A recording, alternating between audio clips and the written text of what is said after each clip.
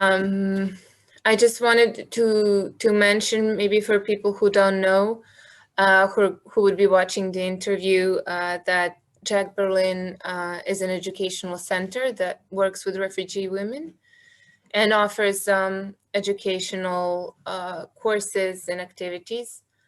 Um, and yeah, my first question actually would be for you to maybe tell us a bit more about what Jack does and what is the mission. Mm-hmm. I mean, our project was established, I think, 6 years ago already. And the focus we have on our project is providing free language courses to female refugees and or migrants who have certain kind of vulnerabilities, whether they are victims of sexual violence, trafficking, etc. So let's say the target group of female migrants or refugees with a special vulnerability. And as I said, the language courses and alphabetization courses we are offering are for free. And so that each woman who is joining a language course with us can come to us every day, Monday to Friday, for 1.5 hours, and then gets her lesson together with other students. Mm-hmm. And beside this main focus we have, which is free language courses, we also try to find ways how we can empower these women. And there are, of course, many different ways to approach this kind of concept of participation and empowerment. But what we do, for example, is that beside visiting or joining a language class, you can also get computer trainings. You can learn how to ride a bicycle. You can sometimes also, like as it is for Hildashaus, we are inviting partners from outside who are offering different kind of activities such as yoga or other kind of technical trainings. So that we always have, keeping in mind this goal, like it's not only language, even though it's the most important part, but it's also trying to have a more holistic approach as much as so far as we can offer it and are able to ensure that these women can take part in that. Mm-hmm. And we are working a lot. I mean, we are working with teachers who are fully qualified as teachers. They fulfill all the requirements. And when it comes to these other offers we have, like computer trainings or also childcare, which is quite important, we work a lot also together with volunteers. Mm-hmm. Who are like a very integral part of our work here at Jack. Yeah. And childcare is during a whole day. They can.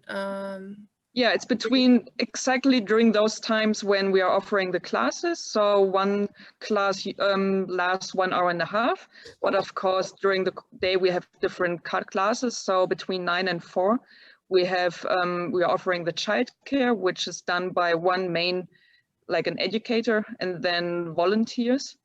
And this is something we did since the beginning because, I mean, it's quite obvious, but it's very important, of course, that for mothers, young mothers, that they find that they can only join a class when they know that someone is taking care of the children. Mm-hmm. And this is an obstacle many of them faced. And that's why we said this is something we have to offer together, language course and childcare, so that we can also reach those women who usually have much difficulties to find a language course and therefore are not able to learn a language. Yeah, I find that quite amazing that you're really adjusting to the needs of women and looking very realistically at what is their situation. Yeah. Yeah, I think that, yeah, I mean, this is, I think also when you mentioned mission, I think this is also something we can call like our mission is that really trying to understand what are the needs and not thinking about what we think should be helpful. And it's a very simple approach, but what I observe is that in many situations and many other organizations still have this approach, like, I think it's cool to offer this, so then the target group has to adjust to the offer and not the other way around. That is a very important thing, being open-minded and always also questioning yourself, like, or reflecting on the work you do once in a while. And we also do once a year, we do like a internal bigger evaluation so that the students also have the possibility to give feedback about our work. And also about what they would like, if they have an idea, if they have an idea how they can contribute themselves, or if they have a wish for something else they would like to learn. So we always try to keep up this communication. So yeah, that we don't lose ourselves in our ideas about how this project should look like, but that we always try to integrate, of course, also the students' minds and wishes. Yeah, and yeah, Daniela. Hello, finally. I'm sorry, I was still in another Zoom meeting, which took longer than expected. And that's okay. That's okay, because we kind of had an introduction, and we talked in general a bit about Jack, and then yeah, I think it's gonna work out. Yeah, maybe then you can tell us a bit more about the history of Jack, like and the project itself, how it developed, and then also you can tell us a bit like what was your journey, and how did you end up working there? Mm-hmm. Yeah, so at the beginning, there was an idea, there was a group of people, mostly women, who worked in different fields, always together with migrants, with refugees, with migrant women, refugee women, women from African countries. And all these people who are working in the different organizations came together and had, yeah, they realized that it's mostly migrant women or refugee women who are most discriminated against, or they have the less chances and possibilities to integrate, to find a way in their life to be independent, to just receive simple services as German language courses, or counseling centers, or a home, or places that give them shelter. And so the idea was to do something especially for these women, for refugee women, for women, migrant women from African countries, for example. And yeah, I think the idea was to enable them, to empower them by giving them, first of all, the German language, which is so crucial to be a part of the society. And by teaching them the German language, also giving them ideas what to do in their future, to follow their interests, their abilities, to develop different abilities or strength or so. Yeah, I think that was the idea of Jack's in the beginning, and this group of various women founded the institution. And in the beginning, it was the German lessons took place directly in the camps, in the refugee camps. Oh, wow. So yeah, so they would rent, or they would use rooms there as classrooms, and already from the beginning they took also care of the children of the women in a room next door, so that the woman could concentrate on the German classes. And after a while, the teachers and the organization of Jack realized that they have to bring the women out of the camps, that it's good for the women if they can leave the camps where they have to live all day and spend all their day with their families and with their children. But if they have one time in a day, the possibility to leave the camps and to go and into the city and move around Berlin and have an institution with a room they can come to and have something to learn here, something to do here, and have a group of women, of classmates they meet every day, and teachers they meet every day. So that was the next step, to bring them out of their camps, out of their restricted areas, into the city, into the society, if you will. Yeah, I guess like that action alone is sort of an integration step, just Yes. like coming to the city and going into an institution. Yes, and we still today, we many of the students here say that just the 1.5 hours of German class here is such an important time for them in their daily lives. They say, this is the time where I can just do something for myself, and I don't have to care about the children at that time, or the grocery shopping for my family and the cooking, and I'm not just in the bubble of my family or in my community in the camps, for example, but this is just something I can do for me. Yeah, this is still very... Yeah, that's very interesting how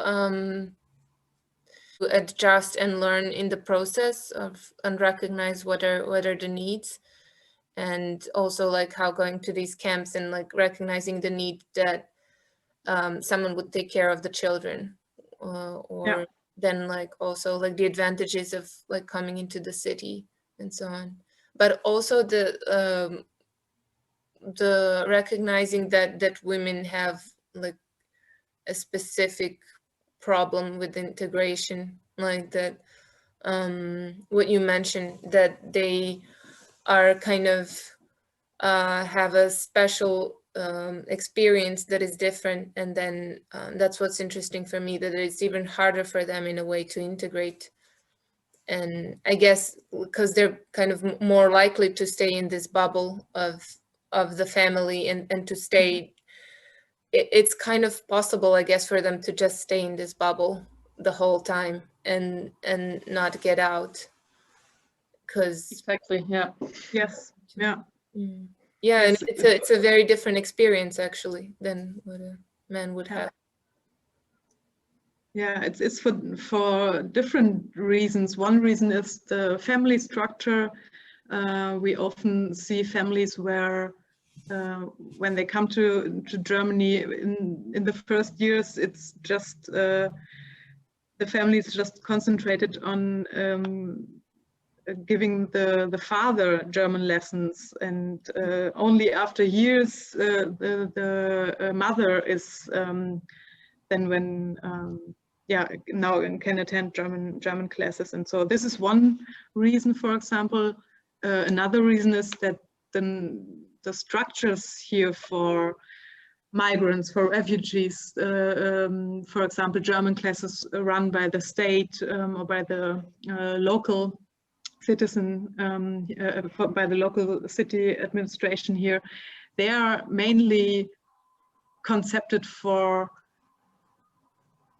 people who have a certain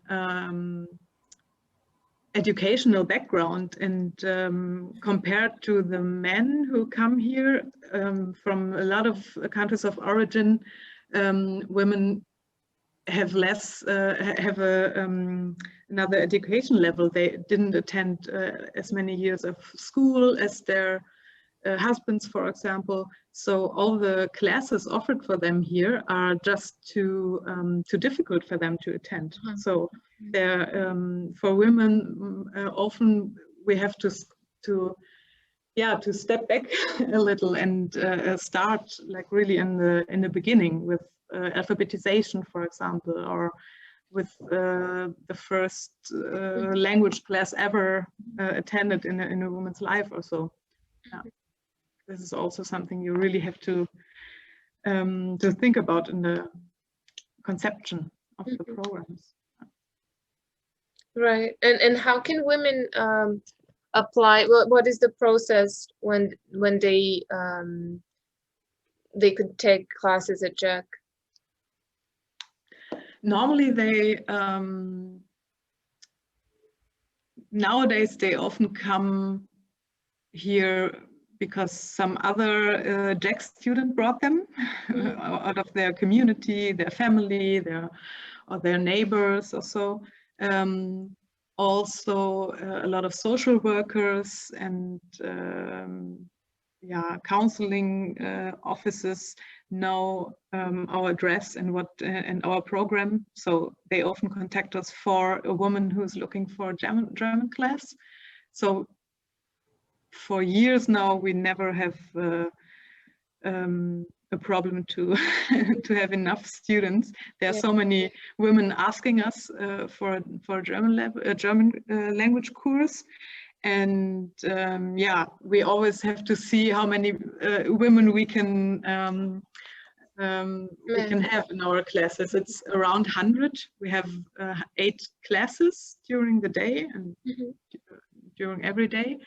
And the range is from alphabetization classes and then A1, A2 and B1, this medium level. And then we have to see where are free places available in which class.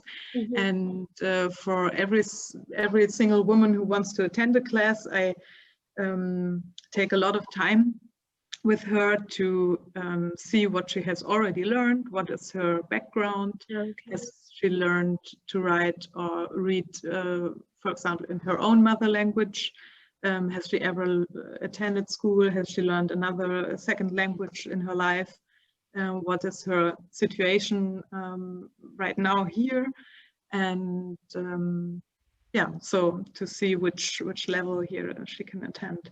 And if everything works well, then she can start immediately, or sometimes we have to put her on a waiting list, or if we cannot even guarantee that within the next month there will be a new class or so, we can give addresses to other schools similar like Jack's. Like with free German language courses, we're in a network, and so we often give other addresses, and the women can go there. But I think it's very good that they can also come here to learn about their own level, because many women just arrive and ask for a German class, but they don't know what range of different classes there are, and so I can give them like a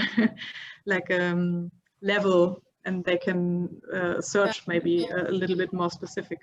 Okay. And I think it's really, there are quite a few differences to like a normal language school, because individual counseling is quite important here. We spend a lot of time in really making sure that, for example, the students starting with the right class, if after some time we get the feeling that the class is too difficult, we see if she can maybe join another class, which is a bit easier. I think not many language schools have the capacity, or maybe also the goal, to look out for these things. But I think, given that our target group is also has more vulnerabilities than other students, of course, I think it is quite important. And it's time consuming, it's a lot of effort, but I think in the end we really manage, it's much better quality, and the students can benefit much better, because we really can I don't know how you say it in English, but like they can start from a point which is fitting to them, and it's not a point which is like I'm telling them they should start. They can really start from wherever they are and then go step by step and achieve something. But I think we are like a social language school, maybe, if you can call it like that. It's really a good name. Yeah. And maybe like for Daniela, maybe you can tell us just a little bit of like how did you, what was your journey to get to where you're at now at Jax? I started at Jax as a German teacher. Okay. Originally I studied history and philosophy, but after I graduated, I didn't work really much in that field. But already for years, I had been working voluntarily in refugee organizations who do as well counseling, but also gave German lessons. And these German lessons were just given by volunteers twice or 3 times a week. And I was one of them. I was teaching German for several years. And that's how I came to Jax. They were looking for a teacher who could give alphabetization classes, and so applied, and then I started here. Just a couple of months after Jax came into existence. So Jax started in the beginning of 2014, and in May 2014, when they moved from the camps classes to the rooms here, I started here as one of the first teachers, and I concentrated on the alphabetization classes, and my colleague did the other classes like a little bit more advanced.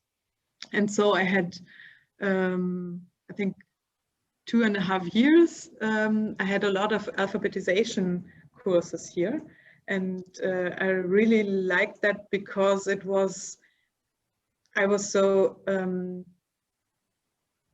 moved or touched that for many of these women, I was the first contact with German language they ever had. So I could really, I thought like I could really inspire them to really be interested in learning the language. Maybe, you know what I mean? Maybe it's like there was nothing before, and you could really start the the inspiration of, I get of learning. and that first experience, contact with language, is very important, because then it determined your attitude and relationship towards it, and if it's bad, then it's and of course, and of course, from the beginning, it was not only the first contact with the German language, but it was also the first contact on a daily basis they had, maybe with a German person or with a person living in Germany, in Berlin, and they had the contact every day. And also in our courses until today, we are also introducing them to the German culture, society, whatever, everyday life, whatever you want to call it. So it's 2 things at the same time. It's not only the language, it's also like a general orientation, of course. Yeah, I've always found that fascinating. And yeah, so I did that 2.5 years to teach, and since now 4 years I work together with Susanne in the management.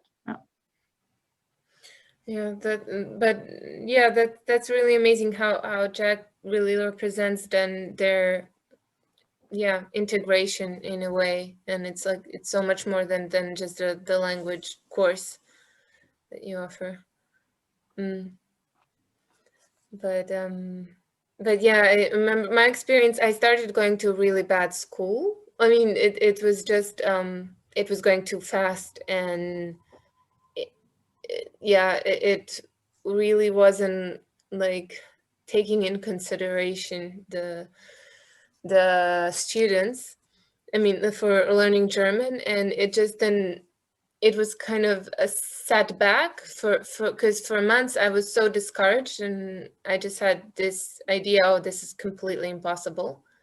And then I stopped, and then I made a huge pause. And then only when I started going to picked a new school, which was a great experience, I realized how much this choice influenced me, and like I kind of then lost like 6 months in this process of being discouraged and then making a pause and all of this. And it depends so much on like who is the teacher and what is the approach that they have. And I think next question would be like, what brings you joy in the work that you do? I think maybe we kind of touched upon this in a few moments already, but yeah. I mean, I think, as I said, what I really enjoy, and I mentioned it before, is like working together with a group of people who have the ability and the power to think about their future and start to have plans. But this is just because of my personal experience I had before, or where I was focusing on in my work. So this is something I really enjoy. And even though these students have surely many challenges and difficulties at home, I'm really amazed by the good energy they bring to Jack and into the classroom. I think there's a lot of positivity and joy, and many things we can also learn from them. I mean, of course, we don't talk about it, but just observing them and how strong they are approaching the difficulties they have in their life, I think I would never be able to have that strength. These are things I also really enjoy, but of course, it's more something when I reflect about it. But to me, it's always nice. I mean, before the lockdown, it was always very nice on these 2 days I'm here in the office to just enter the office and always have this feeling of good energy. Also, of course, among the colleagues, but especially also among the students, even though many of them have problems and issues. But it's a very nice atmosphere. And I think it makes this project very special. And I think it's also because we have this focus on these individuals also, and really try to work with each of them in a different way, even though we have 100 students, but we make an effort and we try our best. Yeah, that's yeah, very nice, Susanne. the positivity and the joy is really something you have almost every day around. And also I really enjoy seeing all these very different women from 25, 30 different nations with all their different backgrounds, and some of them are 20, some of them are 60 years of age. They have all their own stories and challenging situations, as you also said, but they are all, they build a group here with a positive energy, and they share one same goal, because they really want to find their way and want to integrate and want to start a living here. But also I really like seeing all these different aims and goals of all these different women. There may be young women who want to learn German to then do an professional education afterwards and to find a very good job. And some of them started a family and they are looking for the best school for their children. Then there are women who are maybe a little bit elder. For them, the goal is to to manage everyday's life here, to bring their kids, larger kids to school, or to participate in the neighborhood or so. And then we have other women who are just enjoying to learn to read or write for the first time, and who are very eager to learn, and they are here the first in the morning before the school even opens at 9. They're already here and waiting for the teacher to lock up, and then they're writing on the whiteboard what day is it today and what's the weather, just because they know how to write it. And so it's all these small different goals and goals that are also achieved. That makes me really happy to see that everyone makes steps forward. Yeah. Also unimaginable for me, like how much strength do you have to have in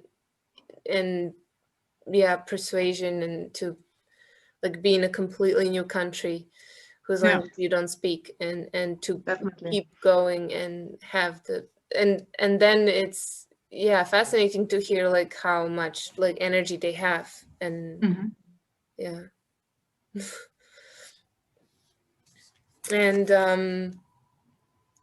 maybe connected to that kind of I think also my question would be like what are the kind of the important or essential traits that a person who is doing this or as a teacher or is working at JAGS, what traits do they have to have? I would say patience. Actually, it's funny, all the past years when I told friends or people about my job, the job now in the management or before in teaching, the feedback was mostly, wow, you must be patient.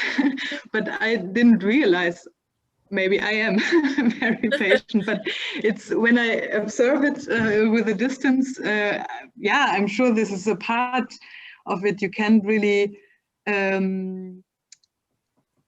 start or go on with your own pace, you with your own how do you say, velocity. Very often you have to to step back a little bit and see which steps are needed to to carry on. And this may seem a little bit slow sometimes, but when you really look inside, you see so many small things happening in the progress of these women, for example. So it's not really slow. If you're inside, you notice it's the perfect speed it has. But I think this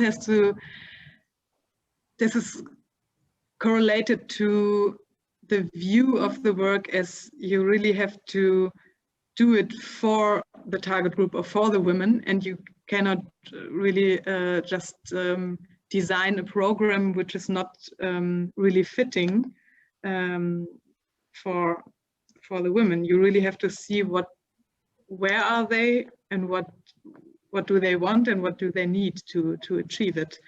This is really, so I agree. I think it's something I mentioned in the beginning when you asked about the mission we have, and then I said it's like really designing projects for the students and trying to understand what they need instead of fulfilling my ideas of a perfect project. Patience, yes, I think also that links me also, of course, to being flexible, enjoying improvising, but I think that applies to many kind of projects. When you work with people, it's a lot of improvising and never really knowing what's going to happen on that day, and reflecting also on what is your position within this project. And I think also once in a while, even though I think I could have done it more often, reflecting on my own position as a white person, as a German citizen, and what does it do the dynamic. I need to leave now in a few minutes. You can continue, just want to give a warning that 1 or 2 minutes I have to leave. But I think we actually went through all of the questions because we also had this idea that it would be relatively short, the interview, so that it would be not too overwhelming for people to watch. But so I think we answered all of the questions, so we can finish. But it was really, really a pleasure talking to you, and I think I've learned a lot. Like it's really interesting. And it's always good to reflect on your own work. So thanks for the questions. That's right. Yeah. Bye to everyone. Have a nice Bye. day. Ciao, Nila. Bye.